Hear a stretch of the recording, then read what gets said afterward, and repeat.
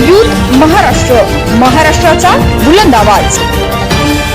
ताज्या बातम्या, मनोरंजन आणि व्हायरल बातम्यांसाठी यूथ महाराष्ट्र न्यूज चॅनल आजच सबस्क्राइब करा।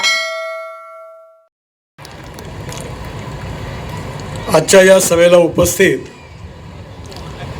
माझे जुने सहकारी आणि शिवसेनेचे ज्येष्ठ नेते, उपनेते म्हणून कार्य करतात असे आदरणीय गजानन कीर्तीकर,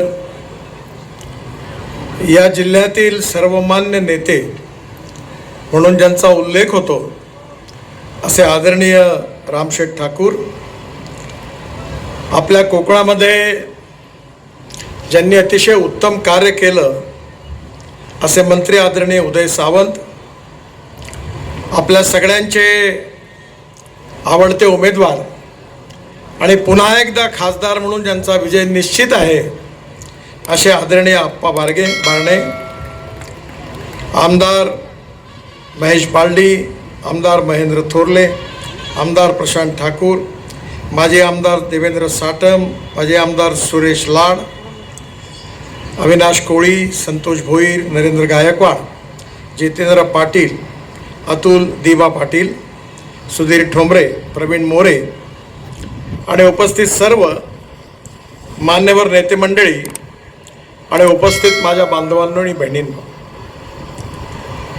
आज आपल्या या सभेला येत असताना मला विशेष रूपाने 1996-97ची आठवण झाली। मी महाराष्ट्राचा बांधकाम मंत्री असताना मुंबई पुणे राष्ट्रीय महामार्ग जो होता त्याचा भूमिपूजनाचा कार्यक्रम याच भागामध्ये झाला होता।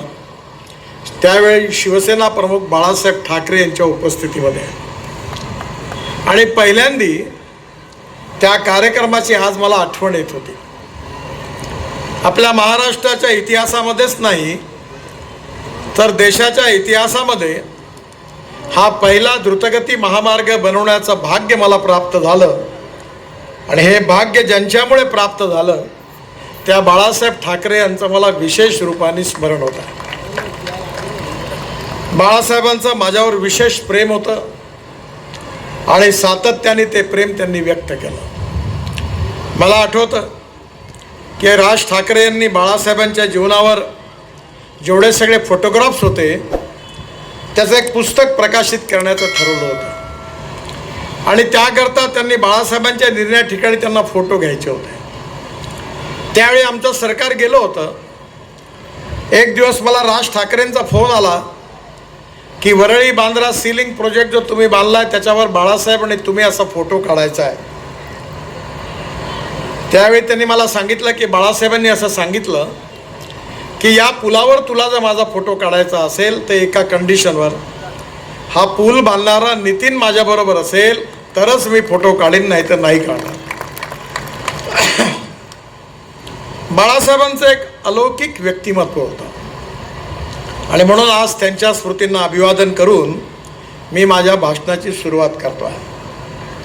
आपल्या या भागामध्ये गेल्या 10 वर्षामध्ये जवळपास 2 लाख कोटी रुपयापेक्षा जास्त कामं झालेली आहे। मी शिपिंग मंत्री होतो तेव्हा या भागातल्या तरुण मुलांना रोजगार निर्माण व्हावा म्हणून JNPT करता सागरमाला प्रकल्पातून जवळपास 2 लाख कोटी रुपयाचे प्रकल्प निश्चित केले आणि त्यातले अनेक प्रकल्प आज पूर्ण झाले। स्पेशल इकॉनॉमिक झोनमध्ये आपल्या भागातल्या तरुण मुलाच्या हाताला काम मिळालं पाहिजे, इथल्या भूमिपुत्रांना काम मिळालं पाहिजे, ही तळमळणी अस्वस्थता या कामामागे होती आणि मला अतिशय आनंद आहे की आज मोठ्या प्रमाणावर JNPTचा विकास झालेला आहे। पुन्हा रेल्वेची डबल लाईन येते आहे। केवळ एवढंच नाही तर दिल्लीपासून मुंबईपर्यंत JNPTपर्यंत येणारा 1 लाख कोटी रुपयाचा द्रुतगती महामार्ग देखील यावर्षी डिसेंबरपर्यंत पूर्ण करण्याचा आमचा निर्धार आहे। मी या भागामध्ये जेव्हा जेव्हा आलो तेव्हा दरवेळेला काही ना काही घोषणा करून गेलो, पण यावेळी मी जेव्हा आलो तेव्हा निवडणूक आहे आणि त्यामुळे घोषणा करता येत नाही, पण मी निवडणुकीची घोषणा होण्याच्या आधीच तुमच्या भागामध्ये 2 मोठे प्रकल्प मंजूर केले. एक तर प्रकल्प होण्यासारखाच नव्हता. महेश बालदींना आणि प्रशांत ठाकूर यांना मी सांगितलं की हा NHच नाही आहे आणि आता हा करणं काही शक्य नाही, तुम्ही आग्रह करू नका. पण महेशने सांगितलं, प्रशांतजींनी सांगितलं, ते दोघेही दिल्लीला आले होते आणि मला म्हणाले या प्रकल्पाचं काम झालंच पाहिजे, काही करा, तुम्ही मार्ग काढा. आणि मग मी महाराष्ट्रात असलेला जो नॅशनल हायवे होता तो डिरिकग्नाइज करून तो स्टेट हायवे बनवला.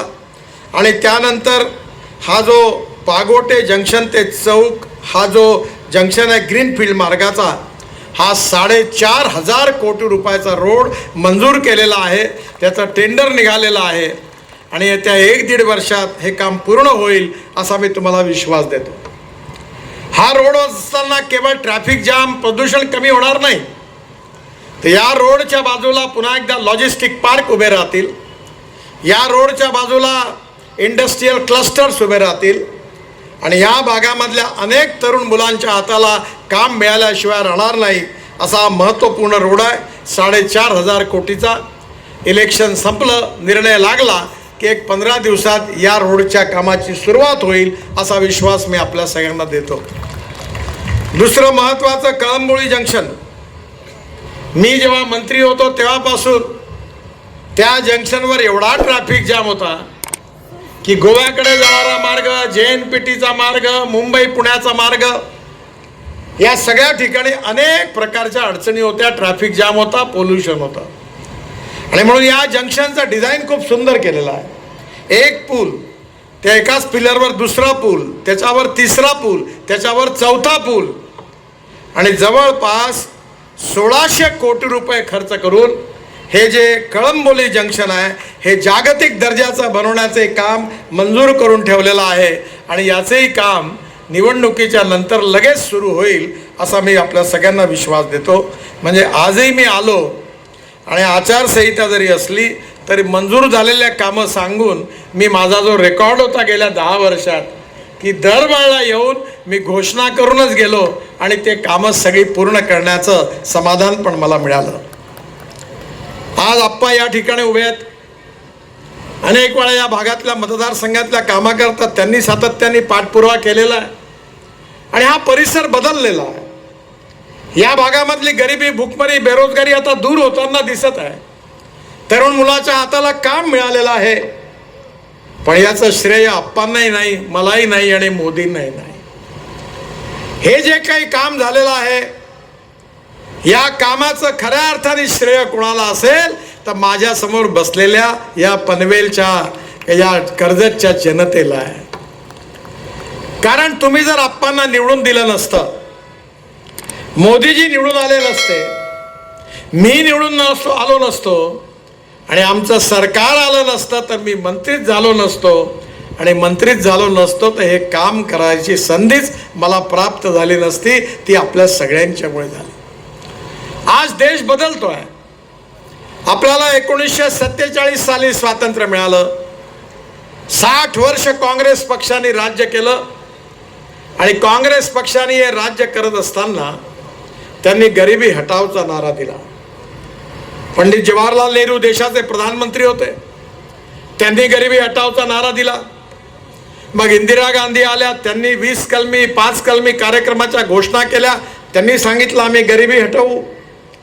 मग राजीव गांधी आले, त्यांनी सांगितलं आम्ही गरिबी हटवू. मग सोनिया गांधी आल्या, त्यांनी सांगितलं आम्ही गरिबी हटवू. आणि आता राहुल गांधी पण तेच सांगतात आहेत की आम्ही गरिबी हटवू. 60 वर्ष सत्तेत संधी मिळाली, पण या 60 वर्षामध्ये कोणाची गरिबी हटली? शेतकऱ्याची गरिबी हटली, मजदुराची गरिबी हटली. आपण जर विचार केला तर या 60 वर्षामध्ये आपण आहोत तिथंच राहिलो. हा एक गोष्ट खरी आहे, जे काम झालं असेल ते मान्य केलं पाहिजे. काँग्रेसच्या काळामध्ये गरिबी हटली, पण ती फक्त काँग्रेसच्या कार्यकर्त्यांची, चेले चपाट्यांची आणि चमच्यांची गरिबी हटली, पण मात्र सामान्य जनतेची नाही हटली. आज मला आनंद आहे की आम्ही अशी आर्थिक व्यवस्था निर्माण करायला घेतली आहे ती गाव गरीब मजदूर शेतकऱ्याचं कल्याण होईल आणि तरुण मुलाच्या हाताला काम मिळेल। या जिल्ह्यामध्ये डाव्या विचारसरणीचेही अनेक नेते मोठे होऊन गेले। त्यांच्या प्रामाणिकपणाबद्दल कुठल्याही प्रकारची शंका घ्यायचं कारण नाही, कारण आम्ही लोकशाहीमध्ये मतभिन्नता मानतो पण मनभेद मात्र मानत नाही। त्या सगळ्यांबद्दल मला मनात सन्मान आहे, पण त्या काळामध्ये कम्युनिस्ट पार्टीने आपल्या आर्थिक सिद्धांताच्या आधारावर देशाच्या विकासाचं मॉडेल मांडलं। समाजवादी पार्टीने SM जोशी, त्यानंतर मोठे मोठे नेते जॉर्ज फर्नांडिस साहेब, मधु दंडवते, डॉक्टर राम मनोहर लोहिया या सगळ्यांनी समाजवादी मॉडेल मांडलं। स्वतंत्र पक्षाच्या रूपाने लिबरल इकॉनॉमीच्या आधारावर अमेरिकन साम्राज्यवादी मॉडेलचं समर्थन करून त्यावेळी स्वतंत्र पार्टी निर्माण झाली। पण आज सगळ्या विचारधारा समाप्त झाल्या। मी ज्यावेळी चीनच्या प्रधानमंत्र्यांनी आणि अध्यक्षांनी, मी पार्टीचा अध्यक्ष असताना आम्हाला निमंत्रित केलं होतं, आणि ज्यावेळी मी शांघायमध्ये गेलो त्यावेळी मी बघितलं की त्या ठिकाणी मोठी मोठी डेव्हलपमेंट सुरू होती। मी चीनमधल्या कम्युनिस्ट पार्टीच्या नेत्यांना प्रश्न विचारला, पैसा कुठून आला? त्यांनी मला सांगितलं की जगामध्ये जे मंगोलियन वंशाचे जे श्रीमंत लोक आहेत, ज्यांचं ओरिजिन चायनाशी जोडलेलं आहे, त्या मंगोलियन लोकांनी खूप इन्व्हेस्टमेंट चीनला दिली आणि त्यातून आमच्या विकासाच्या कार्यक्रमाला गती मिळाली।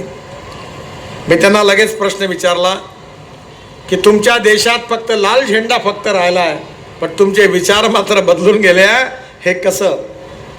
तेव्हा त्यांनी आम्हाला सांगितलं की आमच्या देशातला गरीब असेल, शेतकरी असेल, मजदूर असेल, त्याच्याशी आमची कटिबद्धता आहे आणि त्याची गरिबी, भूकमरी आणि बेरोजगारी दूर करायची असेल तर जे धोरण असेल ते आम्ही स्वीकारू, असं म्हणून त्यांनीही कबूल केलं की त्यांनी आता फक्त लाल झेंडा ठेवला पण विचार सोडून दिले। पण भारतीय जनता पार्टीने गेल्या 10 वर्षामध्ये नरेंद्र मोदींच्या नेतृत्वाखाली आणि त्याआधी अटल बिहारी वाजपेयींच्या नेतृत्वाखाली या देशाच्या विकासाचं नवीन आर्थिक मॉडेल तयार केलं। ते मॉडेल काय होतं? पंडित दीनदयाल उपाध्यायांचं जे सामाजिक आर्थिक चिंतन होतं, जे अंत्योदयच्या रूपाने प्रसिद्ध आहे, की या समाजातला तळागाळातला जो शेवटचा माणूस आहे, जो दलित आहे, पीडित आहे, शोषित आहे, ज्याला राहायला घर नाही आहे, ज्याच्या अंगावर कपडा नाही आहे, ज्याला खायला अन्न नाही आहे, त्या दरिद्र नारायणाला आम्ही केंद्रबिंदू मानून कार्य करू आणि ज्या दिवशी त्याला रोटी, कपडा आणि मकान मिळेल त्याच दिवशी आपलं कार्य पूर्ण झालं असं आम्ही समजू। हे पंडित दीनदयाल उपाध्यायांचं सामाजिक आर्थिक चिंतन हे उद्दिष्ट समोर ठेवून गेल्या 15 वर्षात आम्ही काम केलं। आज माझ्याकडे पैशाची कमी नाही आहे। मी 50 लाख कोटी रुपयाची कामं केली आहे। JNPTला 2000 कोटी रुपये वर्षाचा फायदा आहे। हा पैसा कुठून आणला? हा पैसा लोकांकडून घेतला। मला आठवतं मी महाराष्ट्रामध्ये मंत्री होतो, मुंबई पुणे हायवे बांधला, देशातला पहिला BOT project Thane Bhiwandi bypass, Thane Nashik रोडवरचा तो रस्ता बांधला, वरळी बांद्रा सीलिंग प्रोजेक्ट बांधला, 55 उड्डाणपूल बांधले। तेव्हा हे पैसे सरकारचे नव्हते। मी त्यावेळी MSRDCची स्थापना केली, कॅपिटल मार्केटमध्ये गेलो, लोकांकडनं, बँकर्सकडनं पैसा आणला, 500 कोटी रुपयाचा बॉन्ड इश्यू सबस्क्राईब केला। आपल्याला आश्चर्य वाटेल, मला 1200 कोटी रुपये मिळाले। पुन्हा 600 कोटी, पुन्हा एकदा बॉन्ड इश्यू सबस्क्राईब केला, 1100 कोटी रुपये मिळाले। आणि त्या काळामध्ये तुम्हाला आठवत असेल की धीरूभाई अंबानींनी आणि रिलायन्सने मुंबई पुणे हायवेचं 3600 कोटी रुपयाचं टेंडर, लोवेस्ट टेंडर आलं होतं 4 लोकांमधून। मी त्यांना नियमाप्रमाणे द्यायला पाहिजे होतं, पण त्यावेळी मी धीरूभाईंना विनंती केली की तुम्ही 3600 कोटीच्या ऐवजी 1800 कोटीत कराल तर मी तुम्हाला काम देईन। आणि त्यानंतर बऱ्याच गोष्टी घडल्या आणि शेवटी ते टेंडर रिजेक्ट झालं। मग MSRDCची स्थापना झाली। मी मार्केटमधून आम्ही पैसे उभे केले, Mumbai Pune express highway, Worli Bandra ceiling project आणि 55 उड्डाणपूल बांधून पूर्ण केले। पण मला सांगताना तुम्हाला आनंद होतो आहे की 3600 कोटी रुपयाचं टेंडर ते काम आम्ही फक्त 1600 कोटी रुपयात बांधून पूर्ण केलं आणि 2000 कोटी वाचवले, म्हणजे आजच्या काळातले 20,000 कोटी वाचले. मुंबईच्या उड्डाणपुलाचं एस्टिमेट 1800 कोटी रुपयाचं होतं. ते सगळे पूल 2 पूल कॅन्सल केले आणि त्या सगळे पूल केवळ 950 कोटी रुपयात बांधून पूर्ण केले. वरळी बांद्रा माझ्या काळामध्ये मी केवळ, काय दुर्भाग्य आहे त्याची, 420 कोटी रुपयात त्याचं टेंडर आलं आणि नंतरचं सरकार असं 420 निघालं की मी जे काम 420 कोटी रुपयात दिलं होतं ते काम त्यांनी 1800 कोटी रुपयापर्यंत पोहोचवलं. मला एका गोष्टीचा आनंद आहे की आज आपला देश बदलतो आहे. मी ज्यावेळी ही कामं केली ही खूप याचं कौतुक महाराष्ट्रातल्या आणि देशाच्या जनतेने केलं. पण आता मी काश्मीर पासून तर कन्याकुमारीपर्यंत रस्ते बांधतो आहे. हे केवळ भाषणापुरतं नाही आहे.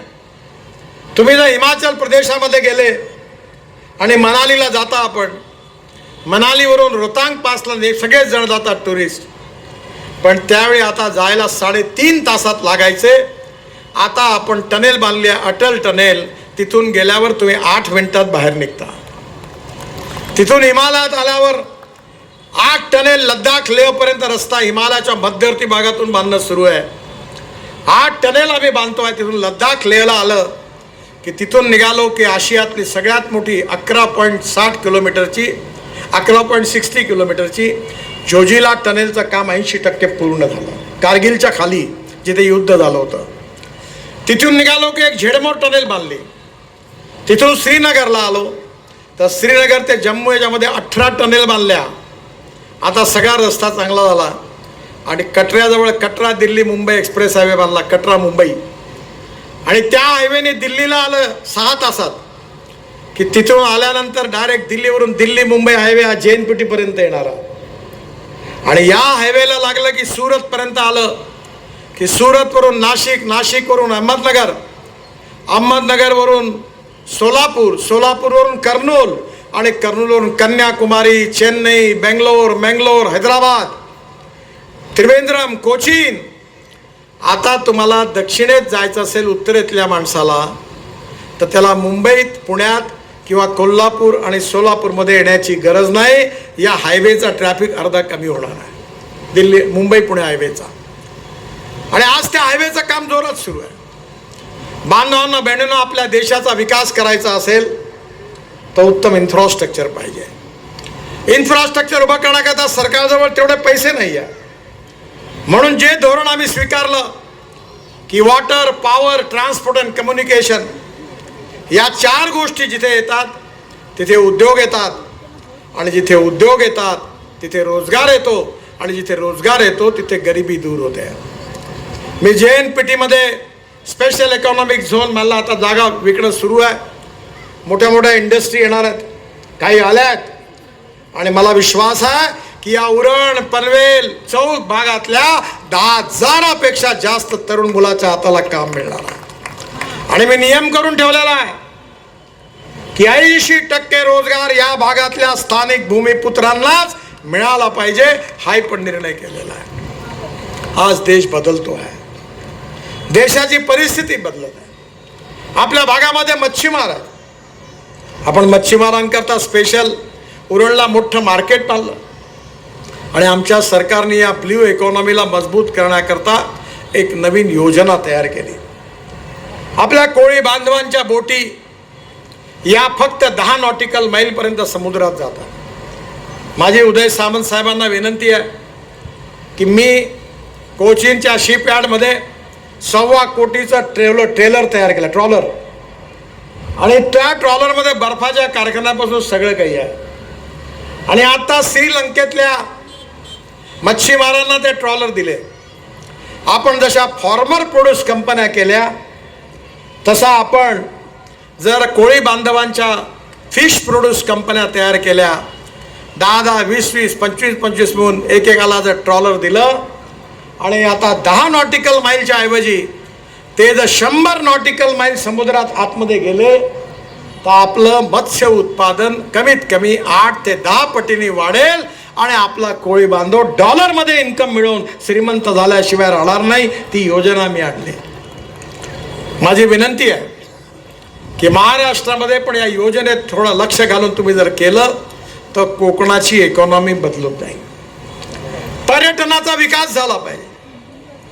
मला माहिती आहे की मुंबईपासून गोव्याच्या मार्गावर अनेक अडचणी आल्या. ज्यावेळी महाराष्ट्रामध्ये काँग्रेस राष्ट्रवादीचं सरकार होतं तेव्हा भुजबळ साहेब बांधकाम मंत्री होते, त्यांनी काम सुरू केलं. मी कोणाला टीका टिप्पणी करणार नाही. कामात अनेक अडचणी आल्या. मलाही वाईट वाटतं की एवढं सगळे कामं होत असताना हे काम अडकलं. पण आज मी तुम्हाला विश्वास देतो की यावर्षी पाऊस पडायच्या आत 95% रोड पूर्ण होऊन जाईल आणि पुढच्या 3 महिन्यात 100% पूर्ण होईल. आपल्याला आता त्रास होणार नाही याचा विश्वास पण मी आपल्या सगळ्यांना देतो. मला विश्वास आहे की मोदीजींच्या नेतृत्वाखाली शेतकरी, शेतमजूर, आपल्या इथले गरीब लोक, आदिवासी, दलित, पीडित, शोषित जनता यांचा विकास करण्याचा आपण प्रयत्न केला. याचं कारण काय? आज विकास का करू शकतो? कारण आज महाराष्ट्राच्या विकासाला डबल इंजिन लागलेलं आहे. एकीकडे मोदींचं इंजिन आहे, दुसरीकडे शिंदे साहेबांचं इंजिन आहे. आणि डबल इंजिनमुळे महाराष्ट्राच्या राजधानी एक्सप्रेसचा वेग हा 3 पट वाढलेला आहे विकासाचा. आणि म्हणून हा सगळा विकास तुम्हाला पाहायला मिळतो. माझ्या बांधवांनो, बहिणींनो, महाराष्ट्र ही संतांची भूमी आहे.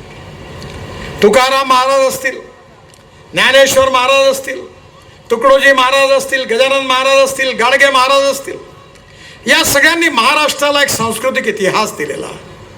आणि तो इतिहास ही महाराष्ट्राची ताकद आहे. आणि म्हणून 12,000 कोटी रुपयाचा पंढरपूर आणि देव आळंदी यांना जोडणारा पालखी मार्ग आम्ही जवळपास पूर्ण केलेला आहे. मी कालच पंढरपूर, कोल्हापूर, सांगली, सातारा जिल्ह्यातून इकडे आलो. जवळपास पूर्णत्वाच्या मार्गावर पोहोचलो. तुळजापूर असेल, अक्कलकोट असेल, जेवढी आपली श्रद्धेची स्थानं आहेत त्या प्रत्येक ठिकाणी मजबूत रस्त्यांनी जोडून या संतांचा विचार, या संतांची संस्कृती, या संतांची शिकवण आपण महाराष्ट्रामध्ये सातत्याने प्रस्थापित करण्याचा प्रयत्न केला. हा महाराष्ट्र छत्रपती शिवाजी महाराजांचा महाराष्ट्र आहे. यशवंत, कीर्तिवंत, वरदवंत, सामर्थ्यवंत, जाणता राजा, निश्चयाचा महामेरू, बहुत जनासी आधारू, अखंड स्थितीचा निर्धारू, श्रीमंत योगी, असं ज्यांचं वर्णन केलेलं आहे ते छत्रपती शिवाजी महाराजांचं दैवत आहे. शिवाजी महाराजांचं जीवन, त्यांचं कर्तृत्व, त्यांचं कार्य, एक आदर्श पिता, एक आदर्श पती, आदर्श राजा, आदर्श शासक, प्रत्येक क्षेत्रामध्ये छत्रपती शिवाजी महाराज आमच्याकरता आदर्श आहे. माझ्या दिल्लीच्या ऑफिसमध्ये माझ्या आईवडिलांचा फोटो नाही आहे, पण माझ्या खुर्चीसमोर छत्रपती शिवाजी महाराजांचा फोटो आहे. माझ्या सरकारी ऑफिसमध्ये छत्रपती शिवाजी महाराजांचा फोटो आहे. कारण आम्हाला महाराष्ट्रात नाही, देशात मोदीजींच्या नेतृत्वाखाली शिवशाही निर्माण करायची आहे. आणि महात्मा गांधींनी ज्याचं वर्णन केलं होतं ते प्रभू रामचंद्राचं रामराज्य निर्माण करायचं आहे. या देशातले गरीब असतील, शोषित असतील, पीडित असतील, आदिवासी असतील, जे आर्थिकदृष्ट्या, सामाजिकदृष्ट्या, शैक्षणिकदृष्ट्या मागासलेले आहेत, त्यांचं जीवन बदलवायचं आहे. ज्यांच्या जीवनामध्ये अंधार आहे त्यांच्या जीवनामध्ये प्रकाश पोचवायचा आहे. आज जगामध्ये एका मोठ्या मुद्द्याची चर्चा होते, त्याचा अर्थ आहे सुखांक. युनोमध्ये याच्यावर चर्चा. सुखांक म्हणजे काय, ज्याचा उल्लेख आता या ठिकाणी वक्त्यांनी केला. आदिवासी पाडा आपल्याला दाखवला की प्रत्येक गावात प्यायला पाणी मिळालं पाहिजे, प्रत्येक गावात त्याच्या गरीब लोकांच्या मुलांना चांगली शाळा असली पाहिजे, प्रत्येक गावामध्ये शेतकऱ्याच्या मालाला चांगली किंमत असली पाहिजे, प्रत्येक गावामध्ये आपल्याला चांगला रस्ता असला पाहिजे, 24 तास वीज असली पाहिजे आणि तरुण मुलाच्या हाताला काम असलं पाहिजे. म्हणजे सुखांक हा पूर्णपणे आहे असं आपण समजू. आज आमची धोरणं तीच आहेत की गावात रस्ता झाला पाहिजे. मी जेव्हा महाराष्ट्रामध्ये विरोधी पक्षाचा नेता होतो तेव्हा अटल बिहारी वाजपेयींनी मला बोलावलं आणि त्यांनी मला सांगितलं, नितीन आता तू शहरात पुष्कळ काम केलं, खेड्याला जोडणारा रस्ता तयार कर. आणि मला सांगताना आनंद होतोय की प्रधानमंत्री ग्राम सडक योजना ही एक फ्लॅगशिप योजना भारत सरकारची आहे.